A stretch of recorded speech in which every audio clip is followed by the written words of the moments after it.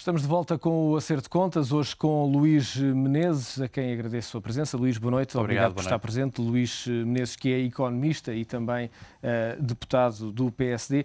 Começamos pela questão que marcou a apresentação de resultados de um banco e que depois se estendeu durante a semana, que o Banco de Portugal teria aconselhado a não distribuir dividendos ou pelo menos a reforçar os capitais próprios das instituições. Parece-lhe uma decisão acertada ou um conselho acertado nesta altura. Novamente, boa noite. Muito obrigado pelo convite. Isto prende-se essencialmente com as novas regras de Basileia e com os novos rácios de capital, quer para o Tier 1, quer a nível do Core, que têm que ser aplicados ou que têm que ser respeitados a partir de agora. E esta recomendação do Banco de Portugal, para além dessa situação, vem antever um ano que se prevê de grandes dificuldades económicas e que, como tal, também pode vir a ter reflexos naquilo que são os balanços dos nossos bancos, nomeadamente no que diz respeito, por exemplo, ao crédito mal parado. E há três formas de fazer esses reforços de capital. O primeiro é via aumento de capitais, não é? Numa fase em que... E esta altura pedir dinheiro aos acionistas não é a liquidez escasseia, não é? Cash is king nesta fase e a liquidez escasseia. Os acionistas não são muito fãs desse modelo neste momento. A outra situação é a venda de ativos, mas também há ativos, os que não eram estratégicos já têm sido vendidos pelos diversos bancos. E também nesta altura também não é a melhor altura para vender alguns porque estão altamente desvalorizados. Não é? E a última solução é reter aquele capital que normalmente seria distribuído para dividendos. Em Portugal, o histórico é que cerca de 40% dos resultados são distribuídos como dividendos. Alguns bancos tinham rácios inferiores. O BPI tomou aquilo que foi a recomendação do Banco de Portugal. Agora, eu acho que não deve ser analisado como uma panaceia. Há bancos que estão em melhor condição, há outros que estão em pior condição.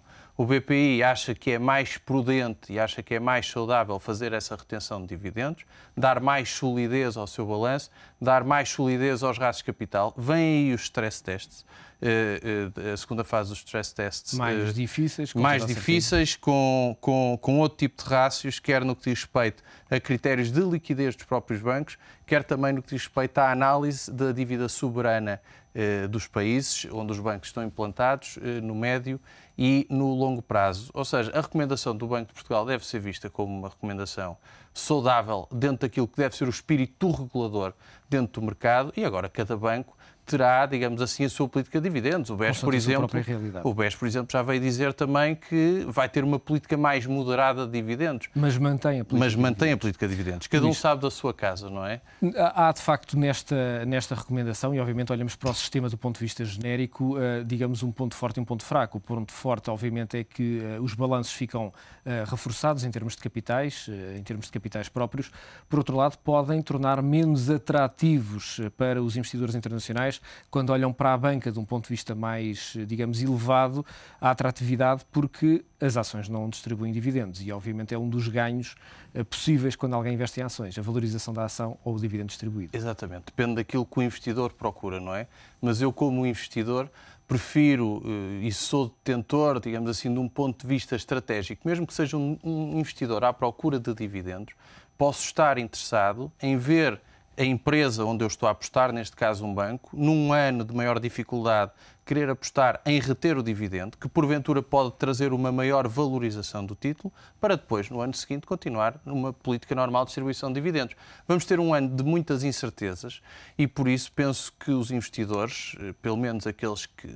temos vários tipos de investidores, temos os mais especulativos, outros mais de médio e longo prazo, e tenho a certeza que os de médio e longo prazo querem empresas sólidas e, porventura, preferem ficar sem essa liquidez adicional que o dividendo traria num ano específico para terem uma empresa mais sólida onde estão a investir e para retomar a política de dividendos dentro do próximo ano. Eu imagino que é isso que os bancos querem fazer nesta fase e acho que é muito importante esta política, digamos assim, de cautela, porque os stress tests que vêm agora de segunda geração, se pudermos chamar assim, vão ser mais complicados de atingir em termos de rácios, têm outro tipo de critérios que não tinham os anteriores e acho que é importante a banca portuguesa portar-se bem, tal como se portou nos anteriores, e dar um sinal de solidez do nosso sistema financeiro. E essa é claramente uma nota positiva. O sistema financeiro português apresentou, entre toda a Europa, de facto, notas extraordinariamente positivas e um comportamento muito positivo.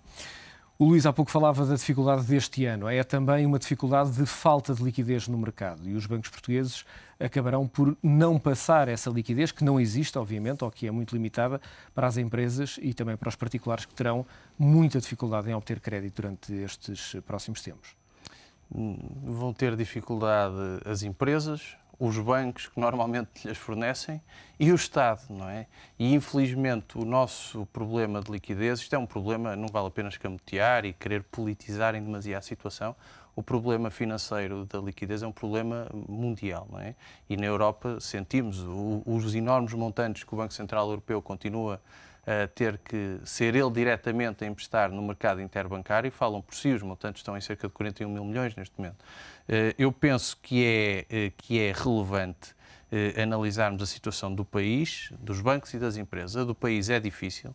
Vamos ter um ano muito desafiante no que diz respeito à obtenção de liquidez no mercado de dívida internacional. Temos 40 mil milhões de euros até ao fim do ano, já um pouco menos se retirarmos o que já fomos buscar agora durante o mês de janeiro para financiar, e tudo isso depois vai ter um efeito em cadeia, quer nos bancos, quer nas empresas. Ou seja, aquilo que for a execução orçamental durante o mês de janeiro, que no dia 20 de fevereiro já vai ser analisada, já vai ter reflexos depois na emissão de dívida, quer do nosso país, quer dos bancos ou quer das empresas. Mas também temos um exemplo saudável. A PT, ainda esta semana, fez uma emissão de dívida com bastante sucesso, com níveis de spreads muito inferiores ao do Estado, o que quer dizer que os financiadores no mercado global não olham apenas para o país onde as empresas estão implantadas. Olham para as empresas, olham para os seus fundamentais, e isso acontecerá de certeza também com os bancos. Agora, é importante que o Estado dê o exemplo para que toda a economia possa começar a financiar-se com maior facilidade no exterior e mesmo cá dentro. O Luís dava o exemplo da PT, a EDP também no dia anterior tinha feito uma operação com um spread também mais baixo. Também o facto das carteiras e dos portfólios destas empresas estarem repartidos para além do mercado nacional terá ajudado nessa análise que foi feita, obviamente, dos spreads a cobrar. Claro, mas isso... Temos tido gestores muito precavidos. Hoje em dia, quase todos os nossos grandes grupos, da distribuição, à construção, às telecomunicações, são grupos que apostaram na diversificação de portfólios para áreas internacionais, não é? Temos uma Mota-Engil espalhada em África, na Europa de Leste, a Jerónimo Martins, com uma enorme quantidade do seu negócio e quase todo o seu crescimento a vir da aposta que fez na Polónia. Temos uma Sonai com uma enormidade de investimentos em Espanha. As empresas, a seu tempo, perceberam que Portugal era um mercado demasiado pequeno. E isso hoje em dia já tem reflexo. Os investidores, quando olham para ela, já não olham só para o risco de Portugal. Olham para o risco de uma empresa diversificada, de empresas que hoje em dia já são pequenas, grandes multinacionais. E por isso acho que isso tem reflexos, e é bom ver quer a EDP, quer a PT se conseguiram financiar. A PT ainda se financiou a níveis inferiores àquilo que se financiou a EDP, e só esperamos agora que o Estado siga o exemplo destas empresas, que é um bom governo da coisa pública, que de certeza trará também melhores condições de financiamento no curto prazo. Luís, nós estamos numa fase da crise que não sabemos exatamente em que ponto é que está, mas que sabemos quando é que ela começou, e a Comissão de Inquérito do Senado norte-americano chegou à conclusão que grande parte da culpa desta crise tem que ver com a má atuação do regulador, nomeadamente dos reguladores norte-americanos, mas também do sistema financeiro em termos internacionais. O sistema financeiro que, em alguns países, como por exemplo a Irlanda, está também a arrastar o país para uma situação complicada. Não é o que acontece em Portugal. Mas, claramente, enfim, este inquérito não vem trazer nada de novo, mas há de facto aqui, agora, atores que veem apontado para si as luzes da culpa desta crise financeira também. Este inquérito não traz nada de novo, mas traz 2 ou 3 pontos concretos que são assustadores. E eu levantava só aqui alguns. O primeiro foi ler que apenas um dos 13 maiores bancos dos Estados Unidos é que não esteve em risco iminente de poder falir. O que é, de facto, é muito assustador. Durante o ano de 2008. Isto é perfeitamente assustador.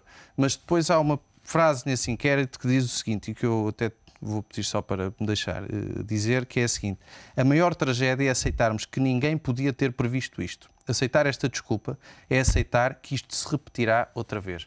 Ou seja, dizer que ninguém era capaz de prever isto é assustador. As pessoas deviam ter sido capazes de prever. Mas houve muitos economistas que avisaram para que alguma coisa deste género ia acontecer. Eram como os arautos da desgraça. Exatamente. Não é? E só que todo este fenómeno de desregulação tem uma história. Começa com a era Clinton, com o presidente Bill Clinton nos Estados Unidos, a deixar fora da área da regulação aquilo que eram os novos produtos derivados.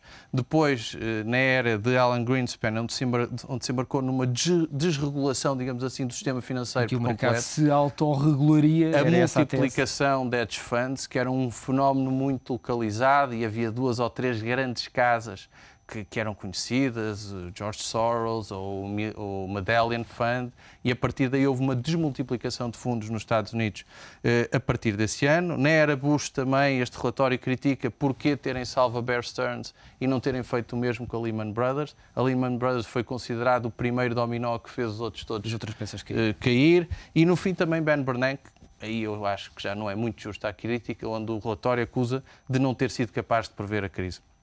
Eu acho que este fenómeno vivíamos todos num mundo de grande ilusão, onde, e aí também a Bolsa, digamos assim, e a especulação têm muita culpa, onde os bancos eram obrigados todos os anos a ter que crescer. E o facto é que já não tinham por onde crescer. O caso da Goldman é paradigmático.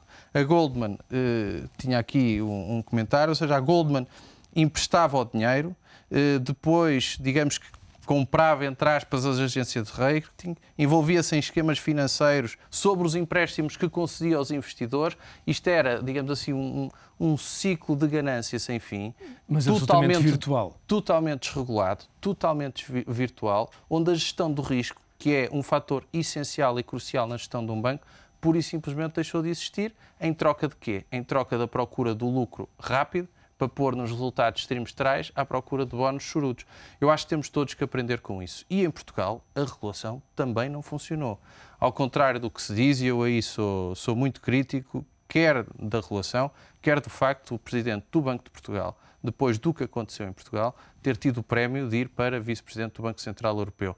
É uma opinião minha muito pessoal. Exatamente com o pluro da regulação. Com o pluro da regulação. O facto é que não é nem tudo estava mal em Portugal. Havia muita coisa que estava mal na regulação em Portugal. Houve muitos avisos que não foram tidos em consideração pelo então Governador Vítor Constâncio, e penso que é importante relevarmos esta situação. Foi a nível mundial. Aqui em Portugal também aconteceu. E o nosso Governador do Banco de Portugal, o prémio que teve, foi passar a regulador dentro do Banco Central Europeu. Agora, o que eu acho é que devemos de aprender com a crise. E devemos fazer... O que é que aprendemos até agora, Luís, passados estes 2 anos, quase 3 anos, sobre o início da crise? O que eu acho, onde se vê que aprendemos mais, se calhar, e quem sofre mais com todo este fenómeno, acabam por ser as pessoas e as empresas, que hoje em dia têm uma dificuldade enorme para conseguir um crédito que até há pouco tempo era fácil. Aliás, os esquemas que havia nos Estados Unidos de crédito fácil, qualquer vagabundo ou indigente conseguia 100 ou 200 mil euros para comprar uma casa. Porque os bancos queriam claramente alargar a sua base de clientes. Queriam alargar a sua base de clientes e o angariador tinha enormes bónus, ou seja, não se importava de ter documentos falsificados, não se importava de ver o passado da pessoa, não havia nada. Hoje em dia, digamos assim, voltamos à banca, à moda antiga, aquela banca que ajudou a economia a crescer, que ajudou as empresas a florescer, que é a banca que vai ver o histórico das empresas, que é a banca que vai ver o histórico das pessoas. Mas, Luís... As pessoas, infelizmente, já sentem isso, as empresas já sentem isso. Não é necessariamente uma fórmula justa, mas acho que é importante termos dado este passo atrás, digamos, termos tido, ou termos a coragem, os bancos terem a coragem de fazerem aquilo que têm que fazer, que é captar as poupanças das pessoas, sim, mas no momento de emprestar, fazer uma gestão de risco apropriada, que foi o que não foi feito durante toda esta crise. Isso parece que acontece sobretudo porque os bancos aprenderam com a crise ou porque não há dinheiro no mercado? Há dinheiro. Nós, no fim do dia, vemos que há dinheiro. Os bancos têm imensa dificuldade. Se o BCE fizesse aquilo que tinha prometido ao longo do ano passado, que era começar a reduzir a injeção de liquidez no mercado, há países onde havia muita dificuldade. Há países onde há enormes montantes de liquidez. Veja-se a China, veja-se o Brasil, ou mesmo a Índia. São países Mas, por exemplo, no Brasil estamos a atingir bolhas especulativas, dizem muitos economistas. Enormes montantes de reserva. Mas o facto é que o Brasil continua a ser visto como ainda uma grande fonte de liquidez. E nós temos feito, Portugal fez agora uma emissão privada de dívida, aliás, uma coisa que ainda não se percebeu muito bem e que até o Parlamento está a tentar obter informações, haver liquidez, o que eu acho é que os investidores estão muito mais receosos e avessos ao risco. Avessos ao risco e muito mais receosos de meter novamente o dinheiro no mercado.